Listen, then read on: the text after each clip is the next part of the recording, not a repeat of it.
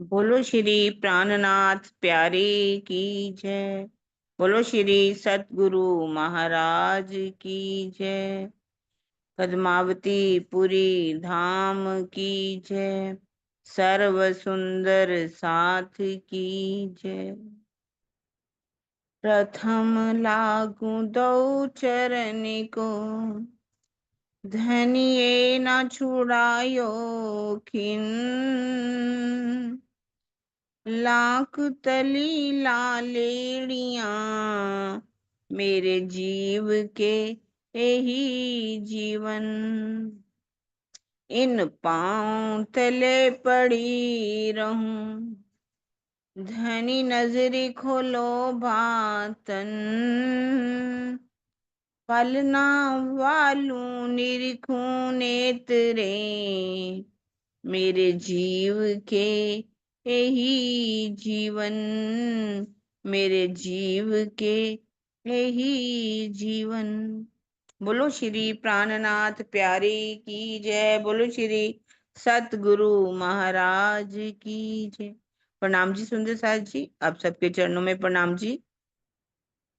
आज चितवनी महिमा हमारा आखिरी ग्रंथ जो है बड़ा क़यामतनामा वो चल रहा है, उसकी हम चौपाइयां पढ़ने जा रहे हैं। बिना मोमिन एजो और, ताको दोजक बीस्त बीच ठौर। और काफर दोजक में जल, देखें भिस्ती मरें जल।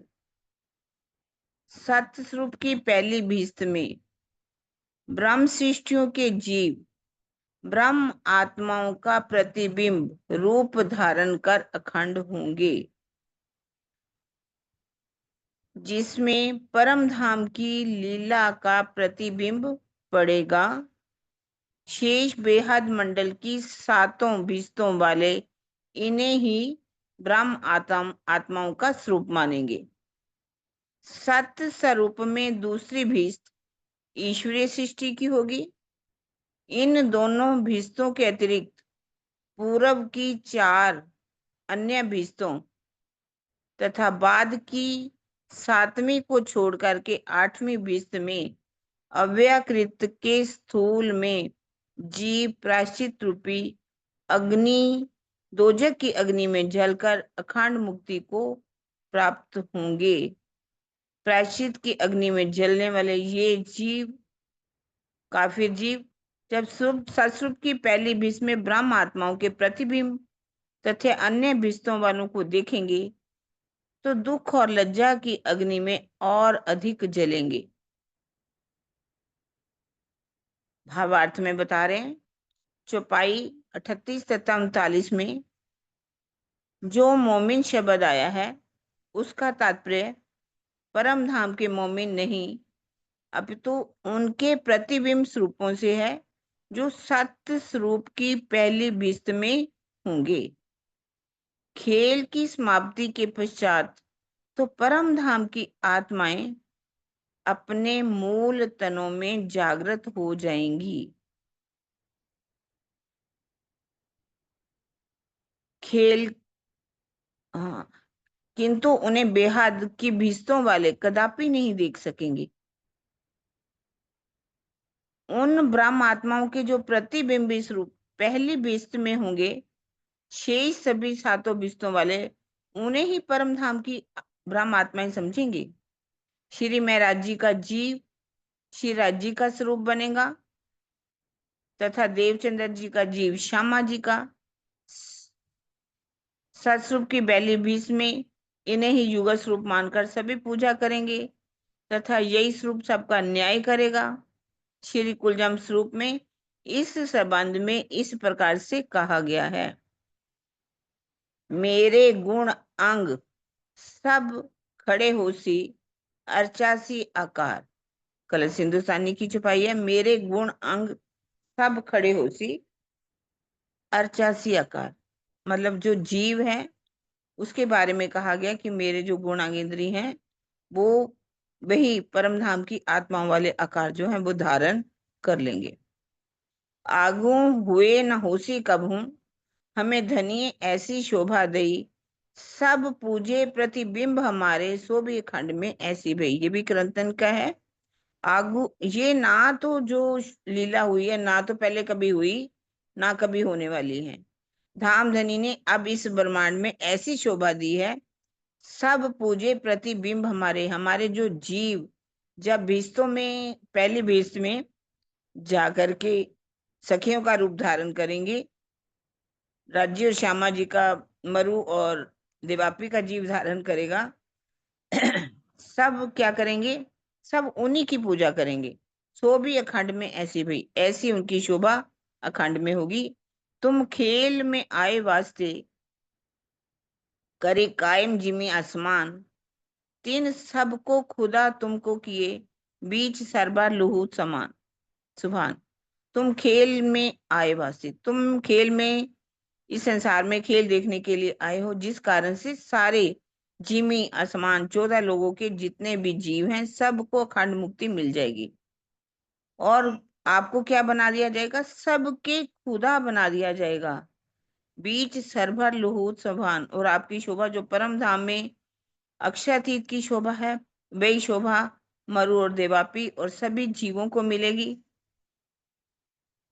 हुए इन खेल के खाविन, प्रतिबिंब मोमिनो नाम, तो क्यों ना ले इश्क अपना, जिन अरवा हुज्जत शामा शाम। हुए इन खेल के खाविंद, इस खेल के खाविंद जैसे ब्रह्मा विष्णु महेश सभी जो है, प्रतिबिंब मोमिनो नाम, इस खेल हुए, आप इस खेल के खाविंद बनोगे, मोमिनों की शोभा मिलेगी, जो उनके जीव प्रतिबिंब में लीला करेंगे, जिन्होंने, जो जागृत हुए हैं, वो उनके प्रतिबिंब होंगे। सो क्यों ना ले इश्क अपना। फिर यदि इतनी बड़ी शोभा मिलने वाली है तो कह रही आप अपना इश्क क्यों नहीं लेते। जिन अरवा हुज्जत श्यामा श्याम, धामधनी अक्षाती श्यामा जी जिनको इतनी बड़ी लज्जत दे रहे हैं, उनको अपना इश्क लेना ही पड़ेगा। प्रकरण 9 की आगे। हाँ जी सुंदर साथ जी, कल सबको भिस्तों के बारे में तो बहुत अच्छी तरह से पता ही है।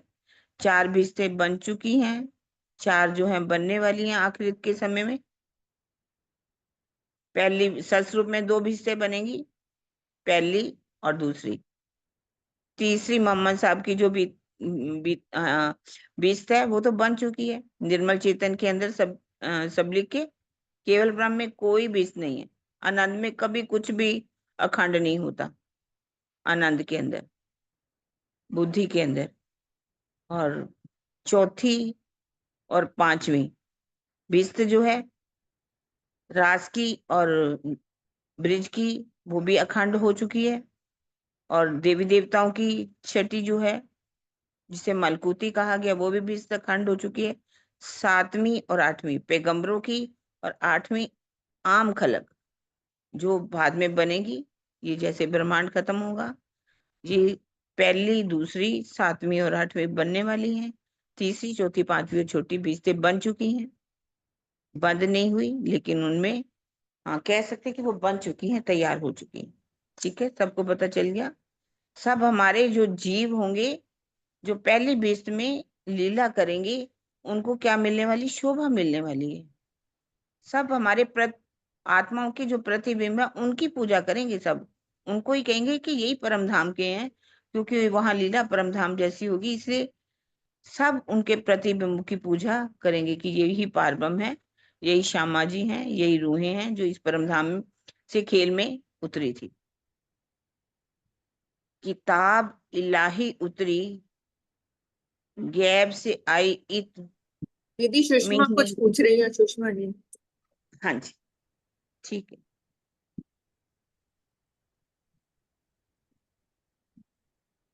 हाँ जी, को खोल दो नाम कल्पना दीदी।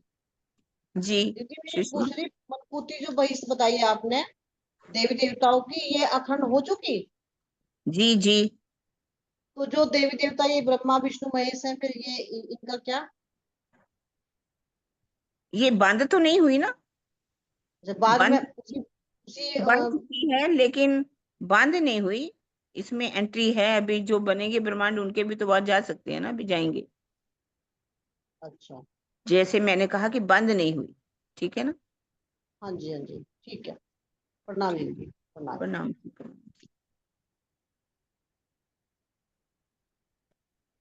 दीदी, जो अभी अपने जो कृष्ण को मानते हैं, हम्म। राधा कृष्ण को मानते हैं, तो वो भी ब्रिज वाली लीला में ही अखंड होंगे ना? देखिए, जो पूरी तरह से समर्पित है, उन्हीं लीलाओं में खोए रहते हैं, तो उनको फिर वही मिलेगी। तो ब्रिज सिर्फ की लीला उसी में नहीं, ब्रिज की लीला में ही वही कृष्ण जी, लड्डू गोपाल को आज जितना लोग मानते हैं, बहुत तो मानते वो हैं। वो जाएंगे, है ना। अच्छा। और रास में कौन सी, मतलब जो रास तो बंद तो नहीं हुई रास? रास को मानने वाले, रास बिहारी को भी बहुत मानने वाले, रास बहुत लीला मानने वाले हैं, हाँ। बहुत मानने वाले हैं। जो आज तो कहते हैं यहाँ पे एक काम वृंदावन में पूरी तरह अखंड से है। समर्पित है ना, हम्म। शायद वो भी जरूर जाएंगे, है ना। ठीक है।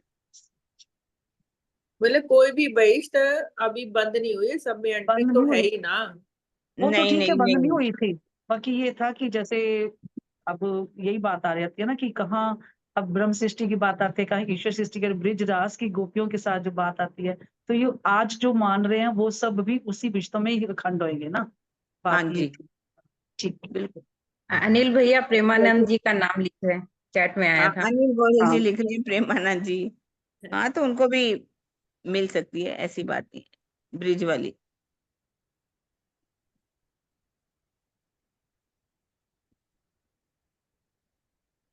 हाँ।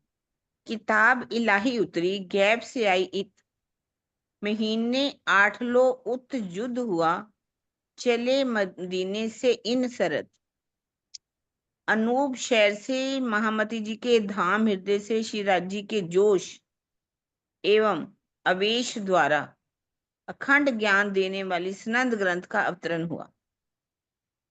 इसी ज्ञान के आधार पर ब्रह्म आत्माओं ने औरंगजेब बादशाह से धर्म युद्ध किया।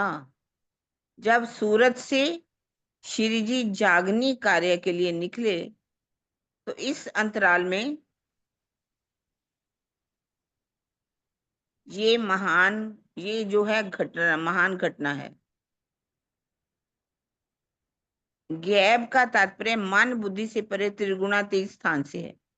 इसका आशय परम धाम से होता है। सामान्यतः जब तारतम ज्ञान का अवतरण होता था, तो ये समझा जाता था कि महामती जी कह रहे हैं, किंतु वास्तविकता ये है, मूल स्वरूप अक्षरातीत ही अपने आवेश रूप से महामती जी के धाम हृदय में विराजमान होकर के कह रहे थे, जिसको मुख से व्यक्त करने में जिब्रील और असराफील की विशेष भूमिका थी। इस तथ्य को श्री कुलजाम स्वरूप की इन चौपाइयों से जाना जा सकता है। नूर आगे हो आया, अक्षर ठोर के पार, ये सब जाहिर कर चलिया आया निज दरबार।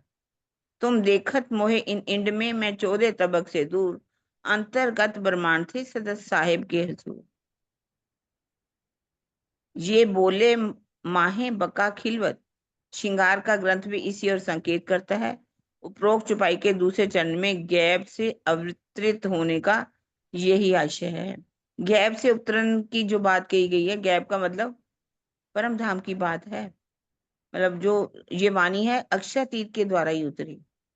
अक्षरातीत में का जोश और आवेश के द्वारा सनंद ग्रंथ का अवतरण हुआ। किताब इलाही उतरी, गैब से आई।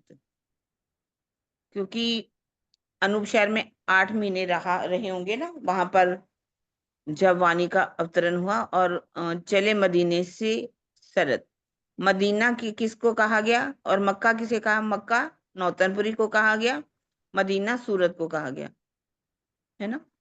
तो ये सूरत से जब निकलते हैं तो कहाँ पहुंचते हैं? सूरत से चलते हैं, फिर वहां पर मेरता पहुंचते हैं। और मेरता में ही ये वाणी का अवतरण होता है ना।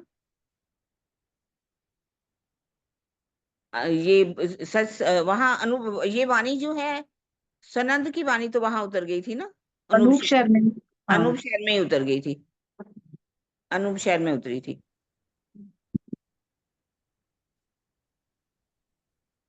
तो ये कह रहे नूर आगे हो आइया अक्षर ठोर के पार। ये तारतम वाणी का ज्ञान कहाँ से है? अक्षर से भी आगे, परम धाम से। तो ये सब जाहिर कर चले आया निज दरबार। और कहाँ सब वाणी का इन्होंने अवतरण कर दिया। कहाँ से आई ये वाणी? निज दरबार, परम धाम से। क्या कह रहे? तुम देखत मोहे निंड में। महामती जी कह रहे तुम मुझे देख रहे हो यहाँ पर कि मैं यहाँ पर हूँ, पर मैं कहाँ हूँ? मैं 14 तबक से दूर हूँ। अंतर्गत ब्रह्मांड थे सदस्य साहिब के हुजूर। मेरी सुरता कहाँ पर है? इस ब्रह्मांड, अंतर्गत ब्रह्मांड थे मतलब इस ब्रह्मांड से परे मेरी सुरता उस मूल मिलावा में उस साहिब के पास है।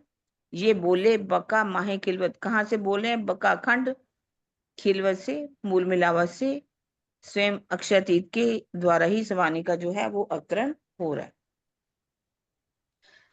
ऐसा कईयों को लगता था ना कि शिव जी साहब ही के उन्हीं के द्वारा वाणी का अवतरण हो रहा है, तो प्राणाजी तन को कह दिया तो उन्हीं के द्वारा वाणी का अवतरण हो रहा है। वास्तव में उनको महामती जी की शोभा मिली है। वाणी तो अक्षरातीत के द्वारा ही उतर रही है। कोई किसी के तन से शोभा सिर्फ कालबुद्ध को मिली, शोभा कालबुद्ध को मिलती है। वाणी तो परमधाम से रज जी के द्वारा ही उतर रही है, उन्हीं के अभीष्ट के द्वारा। 5 किताबें पहचान से हुक्मे हाथ दई। ए साल 99 लिखा गंज छिपे जाहिर भई। 5 किताबें पहचान से अक्षरातीत, परम धाम तथा प्राणनाथ जी की पहचान देने के लिए राज्य के अवेय से 5 ग्रंथ उतरे। रास, प्रकाश, खटुती, कलश और स्नंद ग्रंथ का अवतरण हुआ। इस समय तक दूसरे तन श्री श्यामा जी का तन धारण किए हुए 99 वर्ष हो सकते, 99 जो वर्ष जो हो चुके थे, अर्थात विक्रम 1737 का जब समय था, जब शिवजी रामनगर से जागनी लीला कर रहे थे।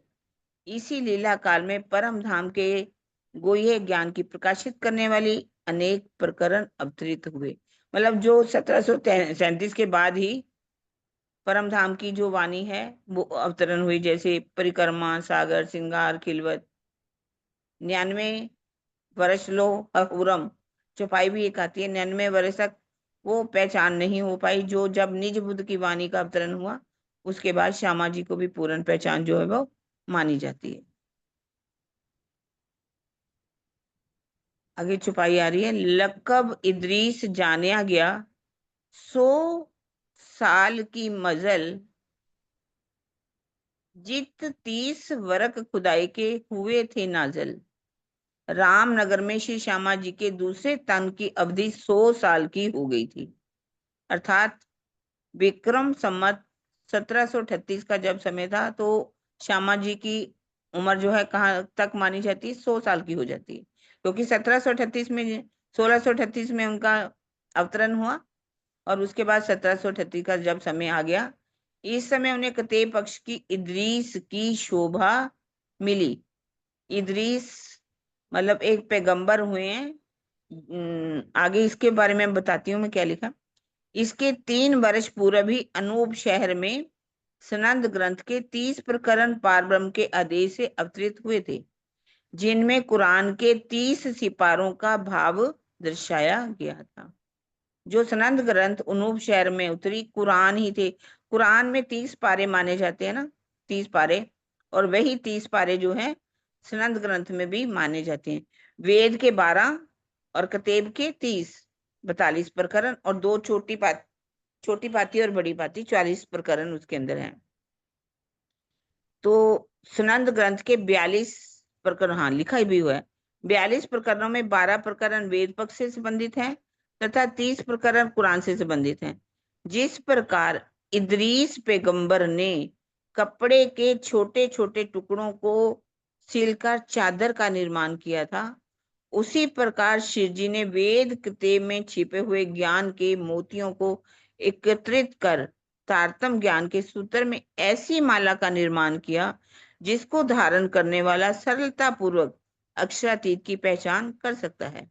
यद्यपि प्राणनाथ जी की उपमा किसी से नहीं दी जा सकती, किंतु इदरीस पैगंबर की तरह ज्ञान रत्नों के संचयन के कारण लौकिक भावों से उन्हें इदरीस की उपमा दी गई।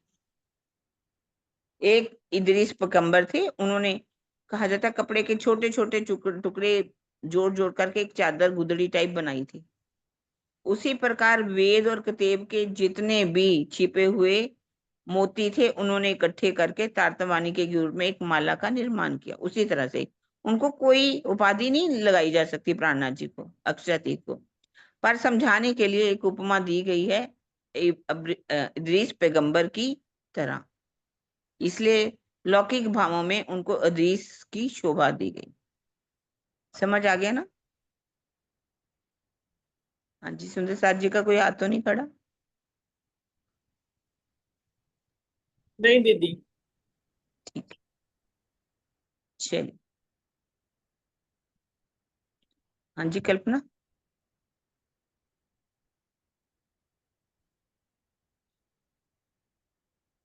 प्रकरण 22। रात निकोयों को भाने, कुव्वत हैवानी की आने, बंदगी इनसे होवे दूर, सब ढांपे अंधेर मजकूर।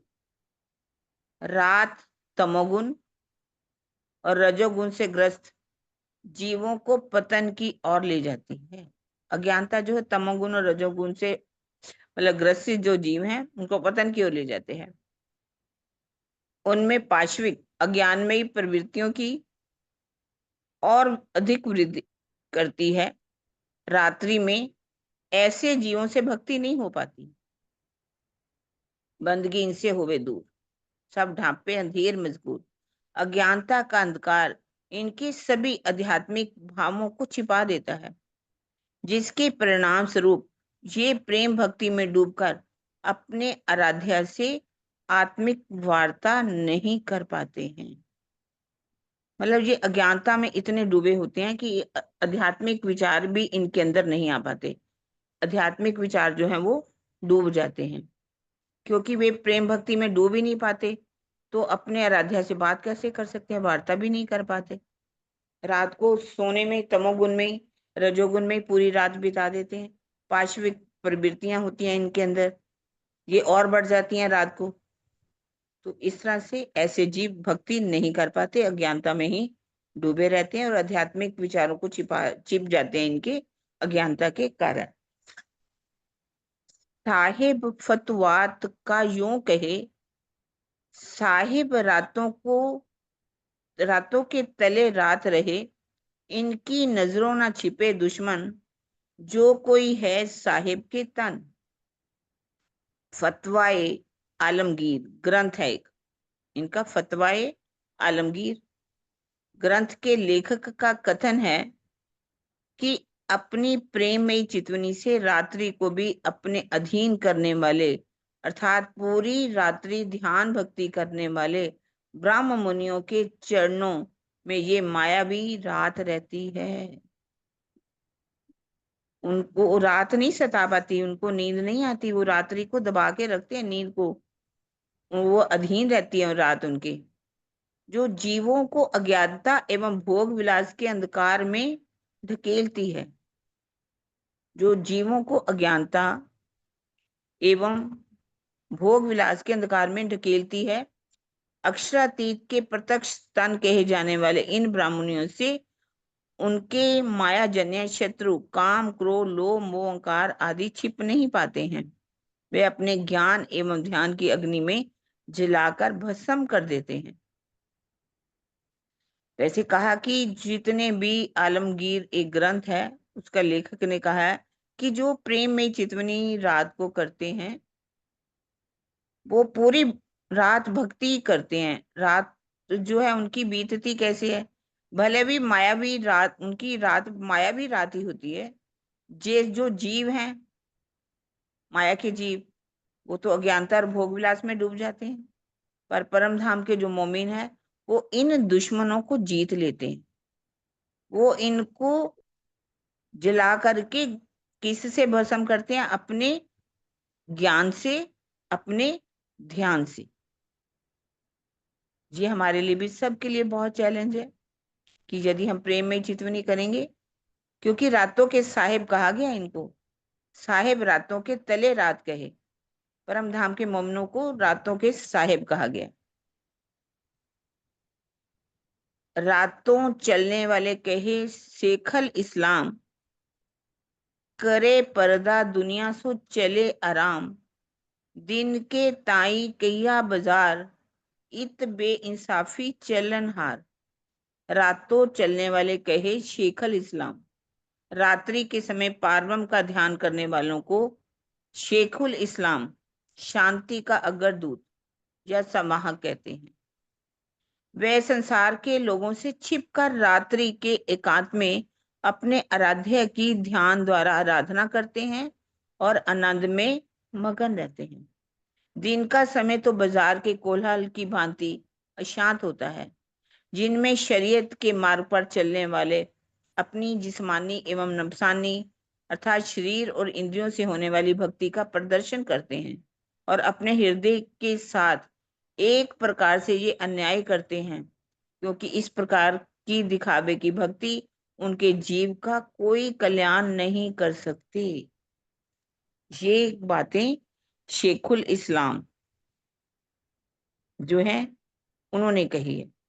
शेखुल इस्लाम, शांति का अग्रदूत या संवाहक इनको कहते, जो रात को ध्यान करते हैं।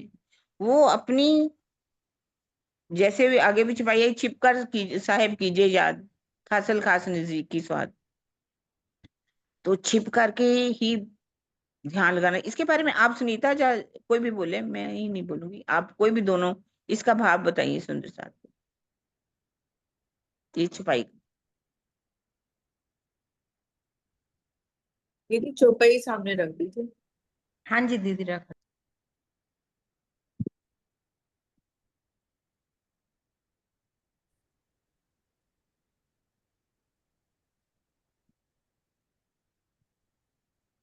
इसमें यही ब्रह्म शिष्यों की पहचान ही बता रहे हैं कि जो ब्रह्म शिष्टियां होंगी, जिनको ऊपर रातों का साहिब करके भी बोला गया है ना ऊपर वाली चौपाई में, हाँ तो जी। वही बता रहे हैं बात नीचे भी।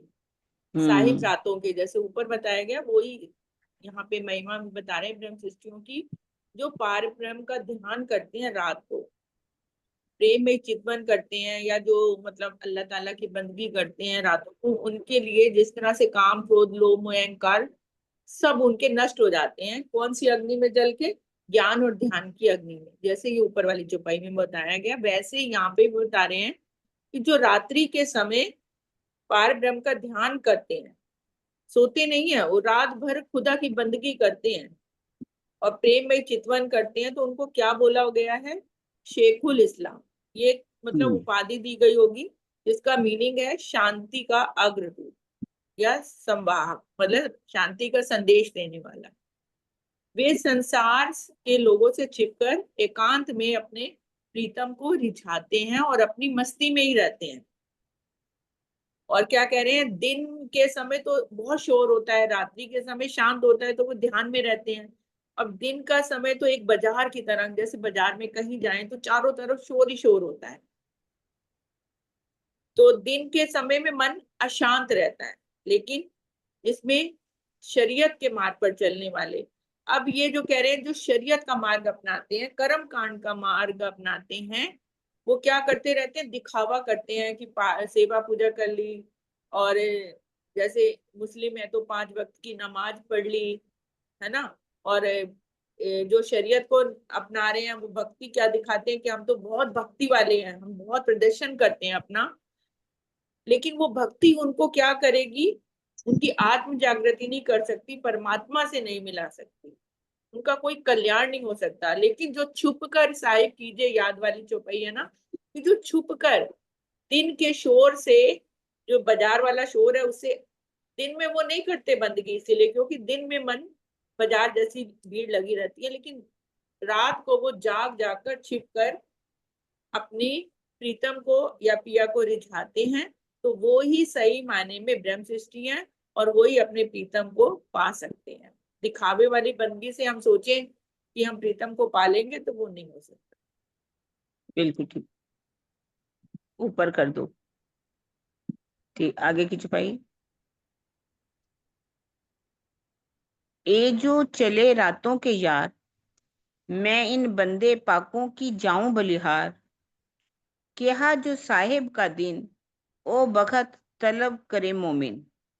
महाराजा छत्रसाल जी कहते हैं, क्योंकि महाराजा छत्रसाल जी को ये समर्पित है ना। जो ब्राह्मणी रात्रि के समय अपने प्राणेश्वर के ध्यान में व्यतीत कर देते हैं, उन पवित्र हृदय वाले सुंदर साथ के ऊपर मैं स्वयं को समर्पित करता हूँ। पाक की जाऊं बलिहार।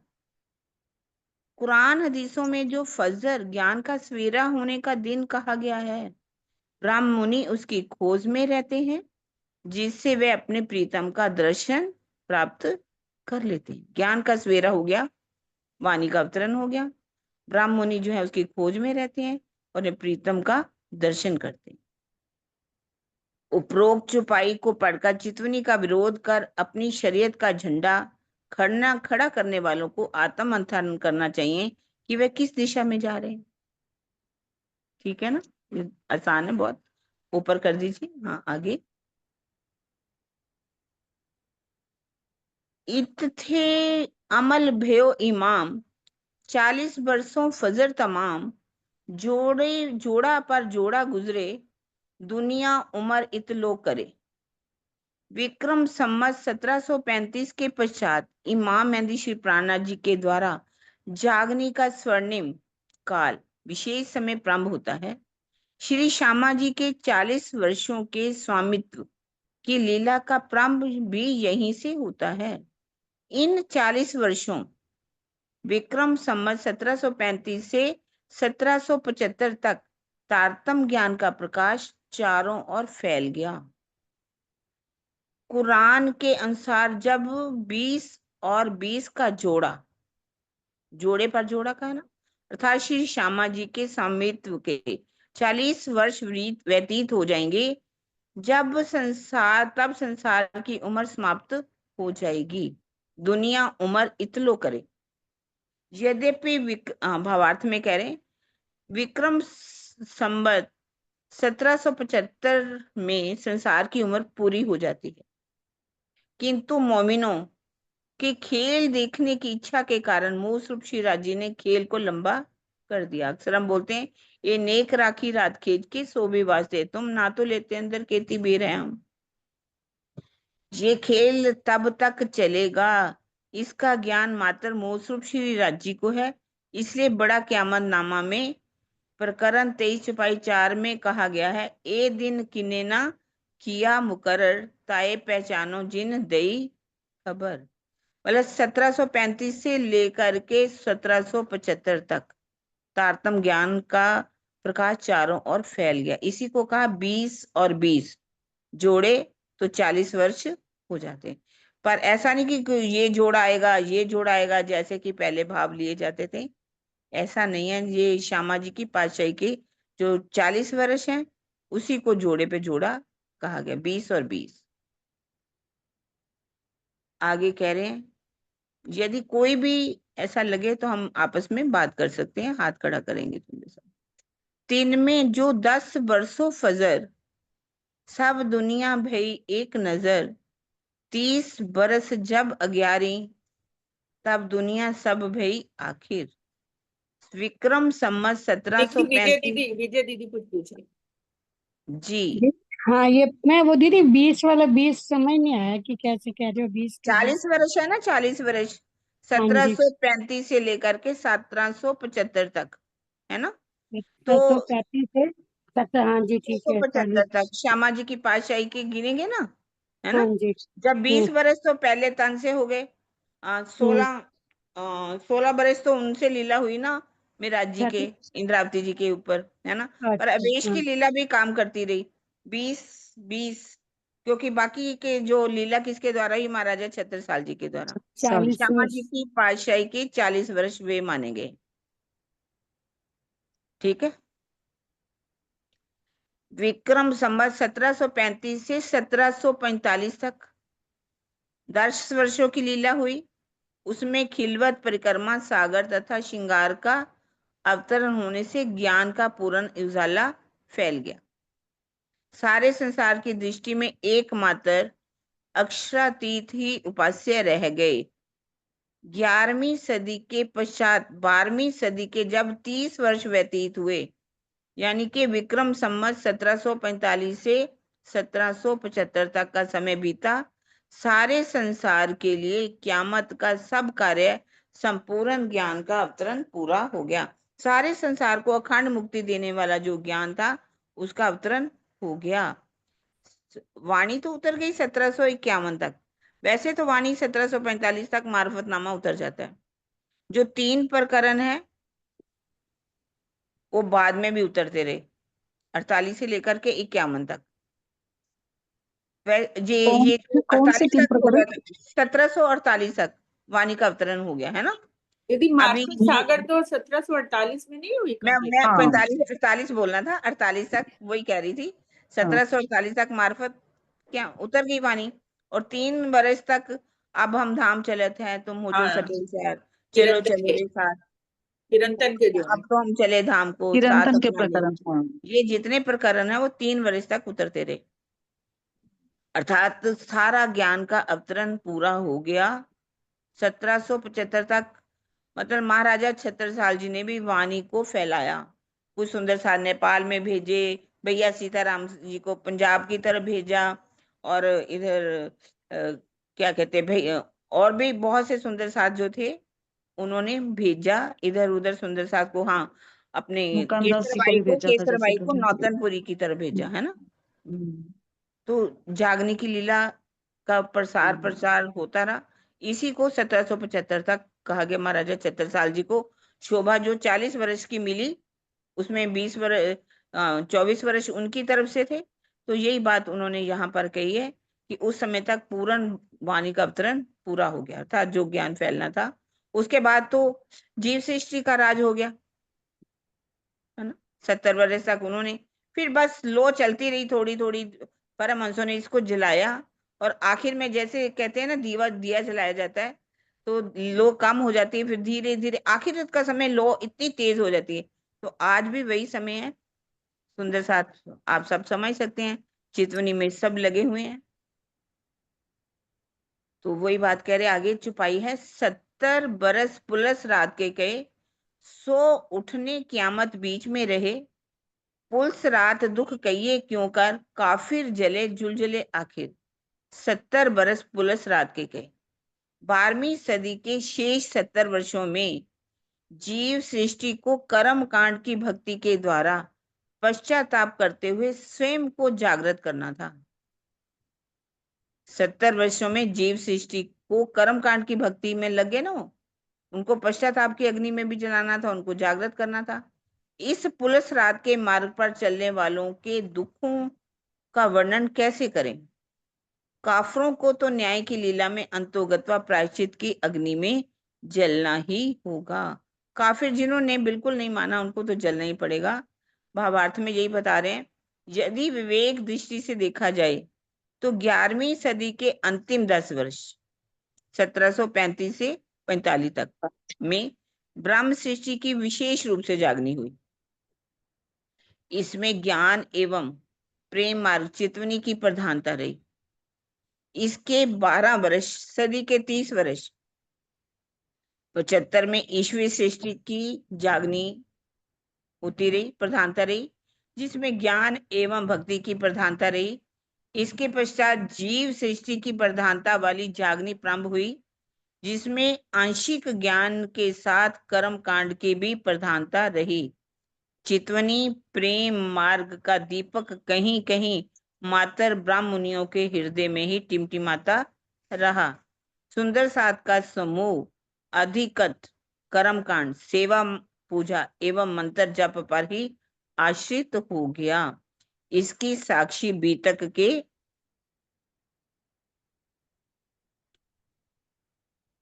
इस कथन से मिलती है।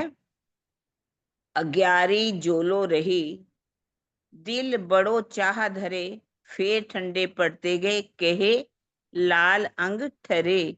अर्थात 11वीं सदी में ब्रह्म शिष्यों की जागनी लीला में ही चितवनी का महत्व रहा। ईश्वरीय सृष्टि की जागनी में चितवनी का थोड़ा महत्व रहा।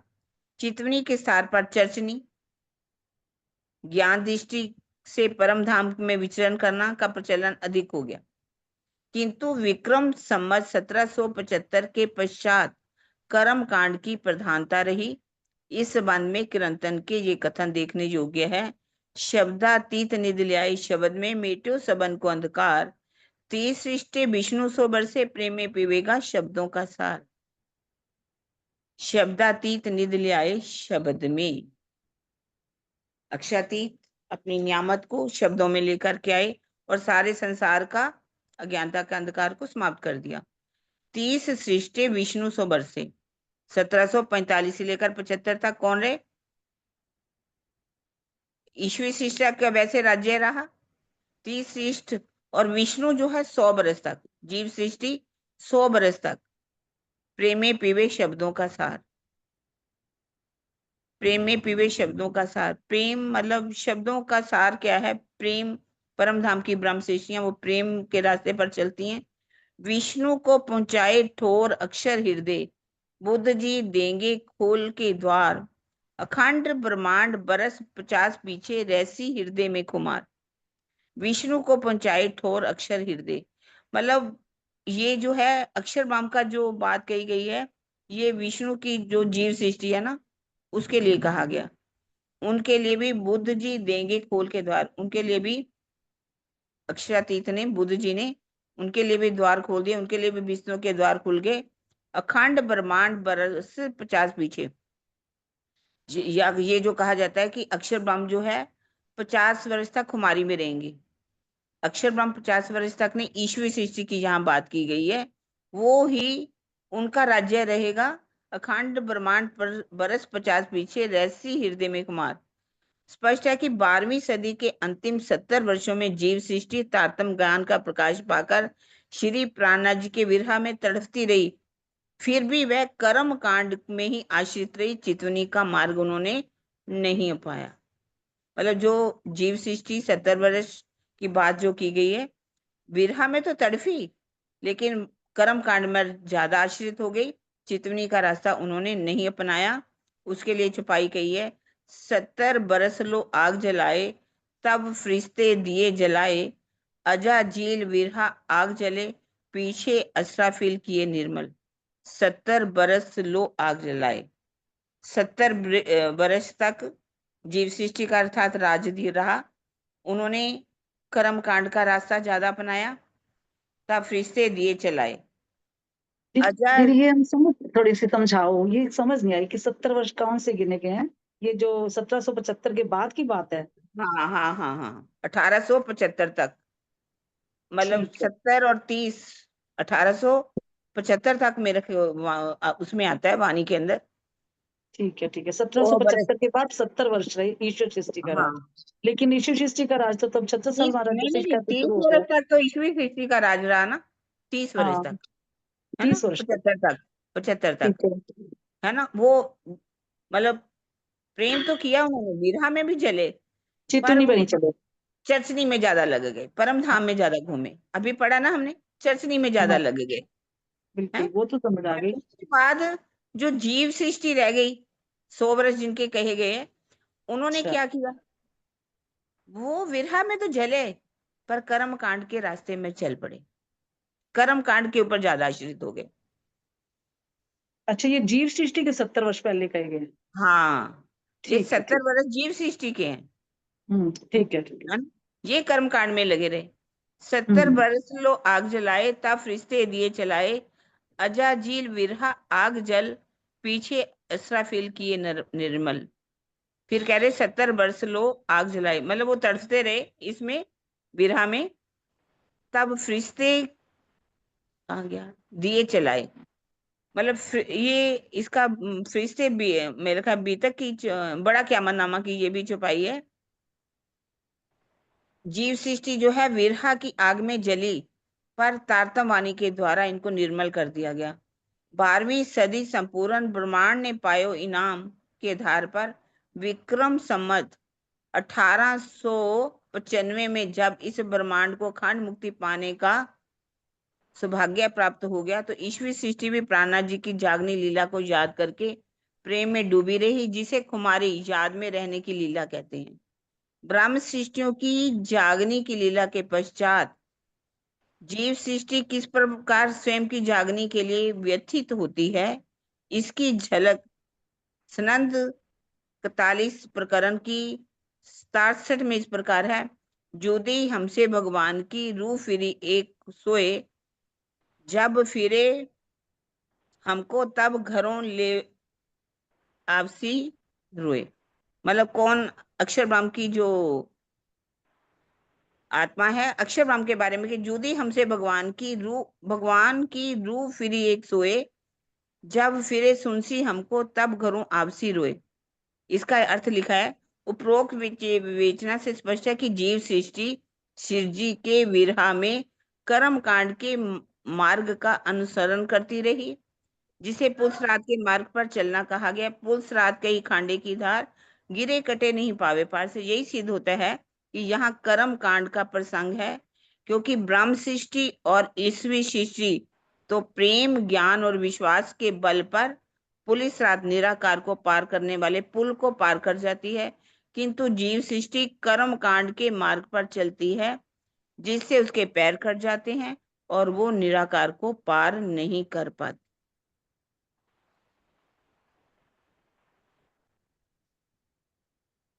प्रणाम जी सुंदर सार जी, प्रेम प्रणाम जी। हाँ जी स्वर्णा बहन जी। दीदी थोड़ा सा चौपाई नीचे करना कि जब 1735 से 45 तक 10 वर्ष तो वो हो गए, हाँ जी, फिर उसके बाद देखो वो दिखाना मुझे 30 इसमें समझ नहीं आया अभी।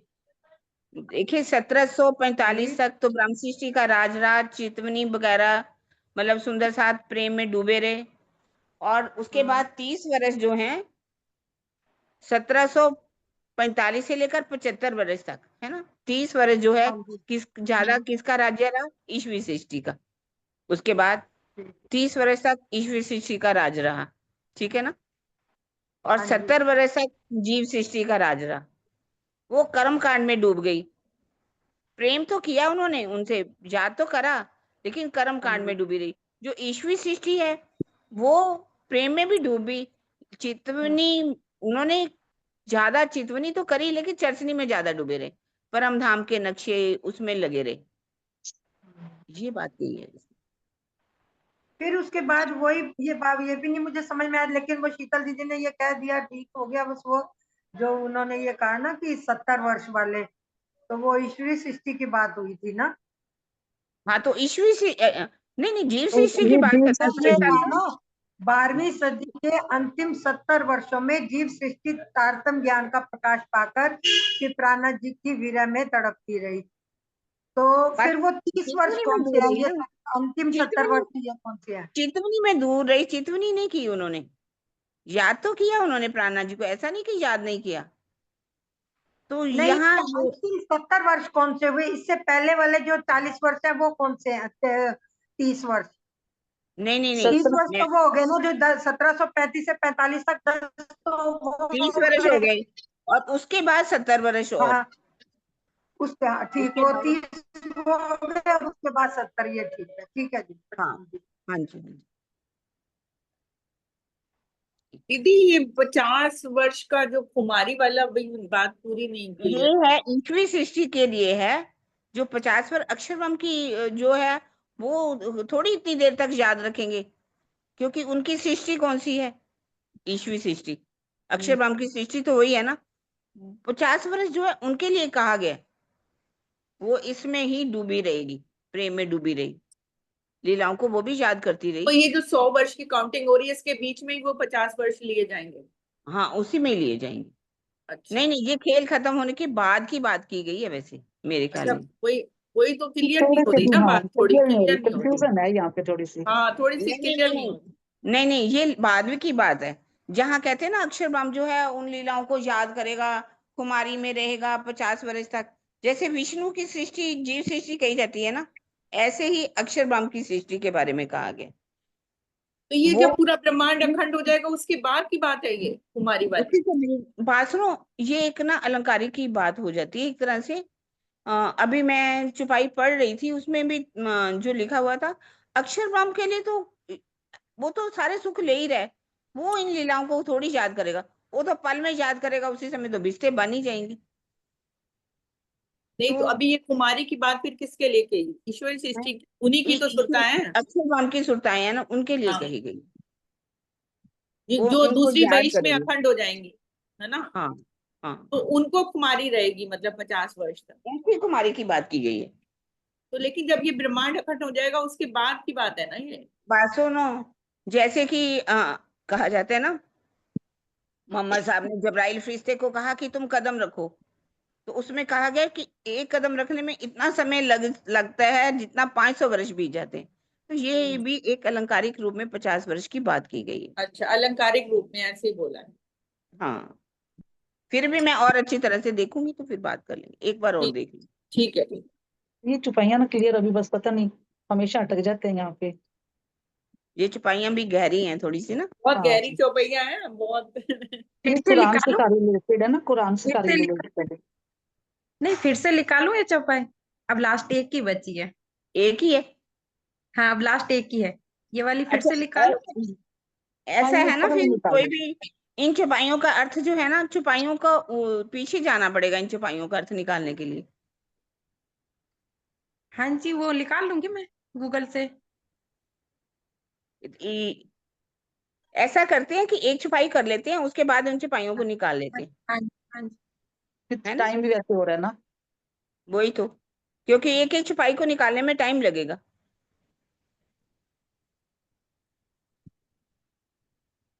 आखिर की छुपाई है, 10 और 2 बुरज जो कहे, सो बारी क्यामत के पूरे भय, ये तीसरी बड़ी फरिश्तों की फजर, पीछे उठ खड़ी दुनिया नूर नजर। कुरान में 12 बुर्जों की का वर्णन है, तब 12वीं सदी में पूर्ण हो जाता है। इस सदी के 10 वर्षों में जीव सृष्टि, तीसरी 70 सृष्टि वर्ष, जो है, जी हाँ 70 वर्ष 70, के। हाँ 70 वर्षों में जीव सृष्टि की देवी देवता अर्थात उत्तम जीव तारतम ज्ञान के प्रकाश पाकर जागृत होंगे और अखंड विस्तों का अधिकार प्राप्त करेंगे। इसके पश्चात 13वीं सदी के समस्त ब्रह्मांड को अक्षर ब्रह्म के बेहद मंडल में अखंड होने का सौभाग्य प्राप्त हो जाएगा। 12 बुर्ज जो कहे हैं ना, 12वीं सदी में पूर्ण, 12वीं 10 और 10वीं सदी में आए, मतलब शुरुआत में ही 1638 में है ना, तो वहां से शुरुआत होती है। तो 12वीं सदी जो है पूरी जब होती है, उसके 10 और 2 दो, ये 12वीं सदी के बारे में कहा गया। इस सदी में 70 वर्षों में जीव सृष्टि जो अभी हमने पढ़ा है ना, देवी देवता अर्थात उत्तम जीव तारतम ज्ञान का प्रकाश पाकर जागृत हो जाएंगे।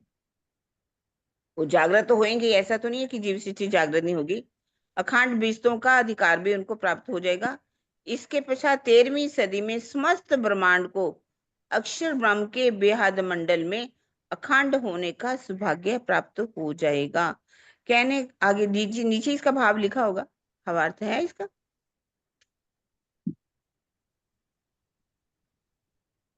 नहीं है इसका दीदी, पूरा हो गया पूरा पेज। अच्छा, इसका भावार्थ नहीं लिखा हुआ है ना। नहीं। तो 13वीं सदी में ये हम सोचते हैं कि मतलब 13वीं सदी में ब्रह्मांड का लय हो गया। 13वीं सदी में कहने का मतलब है कि पूरे ब्रह्मांड को अखंड विश्व में कैसे कायमी मिलनी है, सारा सौभाग्य प्राप्त हो गया। कि कैसे सुंदर साथ जो हैं, पहले बीस में कैसे ईश्वरी सृष्टि, दूसरे में कैसे जाएगी, सारी संसार को कैसे विश्वों में कायमी मिलनी है, वो सारा जो मतलब उनको देने का सौभाग्य है वो प्राप्त हो गया। 13वीं सदी में समाप्त हो गया उनका। 12वीं सदी में पूर्ण हो तो गया, पर उसके भी 70 वर्ष के जीव सृष्टि के मानेंगे और 30 वर्ष जो है ईश्वरी सृष्टि के मानेंगे। और कैसे छत्रसाल जी ने सारा वाणी को कैसे चारों तरफ फैलाया, ज्ञान सब सुंदर साथ को कैसे मिला, सबको वाणी फैलाई गई। तो इसी को और सब संसार को क्या है, अखंड विश्वों में अखंड होने का जो सौभाग्य प्राप्त हुआ, इसी को ही कहा गया है कि इनको नूर नजर, पीछे उठ खड़ी दुनिया नूर नजर। मतलब ये नहीं कह सकते कि ब्रह्मांड का लय हो गया, सारे संसार को अखंड मुक्ति प्रदान करने वाला जो ज्ञान है वो प्राप्त होने की बात यहाँ पर कही गई है। मतलब एक सूर उड़ाई के लिए दूसरी 13वीं में कायम किए वाली बात है ना। हाँ हाँ हाँ, कायम होने वाला ज्ञान मिल गया ना। ऐसा देखने में ऐसा लगता है कि 13वीं सदी में ही ब्रह्मांड को लय हो जाना चाहिए था, लेकिन ब्रह्मांड तो हाँ, नहीं लय हुआ ना। क्योंकि 12वीं सदी ब्रह्मांड तो आज भी 1775 में तो 15वीं लगती है सदी ना। में, 15वीं सदी का कुरान में वर्णन नहीं है, लेकिन आज भी 15वीं सदी चल रही है। वो भी रात रखी कर जो खैच के वाली बात आ गई ना। वो ब्रह्मांड क्यों नहीं लय हो पा रहा? क्योंकि कमी तो हम ही सब सुंदर साथ की है ना। हम हाँ। कहाँ जागृत हो पा रहे हैं आज भी? जब तक सारे संसार जितनी ब्रह्म सृष्टियां हैं, ईश्वरी सृष्टि 36,000 का मेला तो होना ही होना है ना पन्ना जी के अंदर। 36,000 का जागना, ईश्वरी सृष्टि भी अगर रहेगी तो भी ब्रह्मांड लय नहीं होगा। तो 36,000 को जागृत करके राज्य ब्रह्म सृष्टियों की अपनी जागनी है, ईश्वरी सृष्टि को ज्ञान और चितवनी की चर्चनी के द्वारा जागनी है। और ब्रह्म सृष्टियां तो पूरी परम धाम के सुखों में खो जाएंगी, अष्टपौर की लीलाओं में खो जाएंगी, 25 पक्षों में खो जाएंगी, युगल स्वरूप की शोभा को अपने धाम हृदय में बसाएंगी। और वो ईश्वरी सृष्टि जो है पूरी चर्चनी में इतना खो जाएंगी, इतना खो जाएंगी कि एक एक तो ज्ञान होगा उनको, राज्य का भी दर्शन हो जाएगा और परम धाम का भी पूर्ण ज्ञान भी हो जाएगा, उनको दर्शन भी हो सकता है। और जीव सृष्टि को तो वैसे भी रिश्तों में कायमी मिलनी। मतलब 36,000 में से एक भी रह गई तो भी नहीं जा सकते ना। ब्रह्मांड नहीं लय हो सकता। हाँ, हाँ, नहीं तो फिर यदि राज्य को बिल्कुल ही हो गया जल्दी खत्म करने का, तो फिर चोलती हुई आंखें उठेंगी। हाँ। नाम जी दीदी। जी चौपाई तो रहा थे ये हाँ जी। जो 12 बुर्ज कहे हैं कुरान के, ये बुर्जों का थोड़ा क्लियर करिए दीदी, ये क्या है? 10 और 2 बुरज 10वीं सदी से लेकर 12वीं सदी की बात की। 10 और 2, 10 और 2 आगे जो सदियां है ना, 11वीं और 12वीं में हाँ लीला जी। हुई ना। 10वीं ईसा, 11वीं इमाम, 12वीं सदी फजर तमाम, ये लिखिया बीच सिपारे आम, 30वां सिपारा जाको नाम। मतलब 10वीं और ये 10 और 2 जो वर्णन है 12वीं सदी का वर्णन है। 10वीं तो सुंदर सा सब ब्रह्म सृष्टि आई ना 10वीं में, हम सभी आए वहां से परमधाम से। और 10 और 2 जो कहे गए हैं ये सदियों का वर्णन है।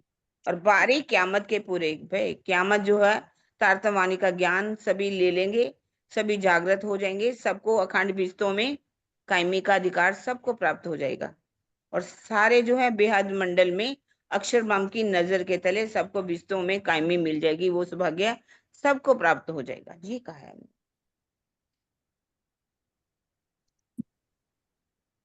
सुषमा सुषमा जी, वो कुरान में ना 12 बुर्जों का ऐसे वर्णन है सांकेतिक, उसको प्राणनाथ जी ने आके खोला है कि 10 जो है ना, 10 जो बुर्ज बोले है ना, वो 10वीं सदी हो गई, और 10+2 12वीं सदी हो गई, जब तक कि ब्रह्मांड ने सबको इनाम मिल गया। ये भेद वो लोग नहीं खोल पाए बुर्जों का, मतलब ये प्राणनाथ जी ने आके खोले, ठीक है, है ना प्रणाम। दीदी, ऐसे होएगा ना। हाँ जी, वो तो कोई भी नहीं खोल पाया। पहले हाँ। से लिखा तो हुआ था 12, 10 और 2 बुर्ज होंगे, लेकिन कोई वर्णन नहीं कर पाया हर 2 बुर्ज कौन से।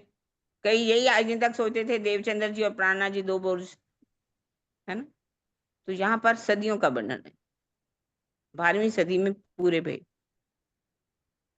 हाँ विजय दीदी, आप पूछो। दीदी जब आप मेरे को बता रहे थे मेरा नेट ही चला गया, मुझे समझ ही नहीं आया कुछ जो मैं 40 वर्ष की पातशाही का पूछ रही थी। मुझे कुछ समझ ऐसा में नहीं भूल जाती हूँ कई बार, ऐसा इजी श्यामा तरीके जी से की, कुछ। विजय बहन जी, हाँ श्यामा जी की पातशाही के 40 वर्ष 1735 से शुरू होते हैं, जब, हाँ जी। है ना। उसके बाद मेड़ता हाँ में देखा जाए अक्षर ब्रह्म की भी लीला शुरू हो जाती है, कुरान का भी पक्ष का ज्ञान शुरू हो जाता है ना। और वैसे भी विजयवनंत बुद्ध के रूप में जाहिर हो गए। 1735 हाँ से जी। लेकर 75 वर्ष तक उसको जोड़े पे जोड़ा कहा गया। 20 अच्छा वर्ष और 20 वर्ष, अर्थात 40 वर्ष की जो लीला है 76 साल जी तक मानी गई। जब आपने यही अच्छा, वही पूछा था मैं। ना, हाँ, ये है ना? 1775 तो छत्रसाल जी तक के हो गए, और 1735 में विजयानंद बुद्ध निश्चल अवतार जो हुआ हाँ हाँ वहां से शुरू हुई, है ना। हाँ जी, 1751। और उस उनके भी अवेश लीला और भी 6 7 तक चलती रही ना। अवेश लीला श्री जी की उनकी ना। लीला हाँ तो और भी चली ना। तो इस तरह 16 4 20 20 दो जोड़े पे जोड़ा गुजरे कहा गया। अच्छा ठीक है। ये द्वैग में दूज का चांद का नहीं वर्णन आता, 10वीं सदी योगी सुनीता दीदी, इसका भी तो वर्णन किया हुआ है ना बड़े क़यामत में नहीं दूज नहीं, का वो चांद दूज का चांद वो मोहम्मद साहब को कहा गया है। पूर्णमासी का हाँ चांद जी, देवचंद्र जी को कहा गया, और दोपहर का सूरज प्राणनाथ जी को कहा गया। प्राणनाथ जी को। बिल्कुल। हम्म क्योंकि उस समय टिमटिमाता, जैसे चंद्रमा टिमटिमाता है ना, रोशनी थोड़ी थोड़ी आती है, हम्म तो उन्होंने हम्म कुरान के अंदर मतलब थोड़ा ही ज्ञान दिया। देवचंद्र जी ने आकर के ज्ञान आगे दिया, है ना, उनको पूर्णमासी का चांद। और दोपहर का सूरज पूरे वेद कतेब सब ग्रंथों के सब भेद खुल गए, हकीकत मार्फत के भेद खुल गए वो प्राणनाथ जी के द्वारा, इसलिए उनको दोपहर का सूरज कहा गया।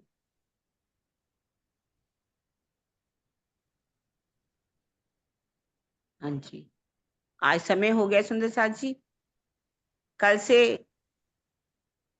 अपना शीतल क्लास लेगी। शीतल जी, कल आपने आना है, हाँ जी, प्रणाम जी। कल से आपकी देखो लीला शुरू। सब दीदी पहले हाँ जी। चौपाई दोहरा लीजिए, दीदी चौपाई दोहरा लीजिए पहले। वही मैं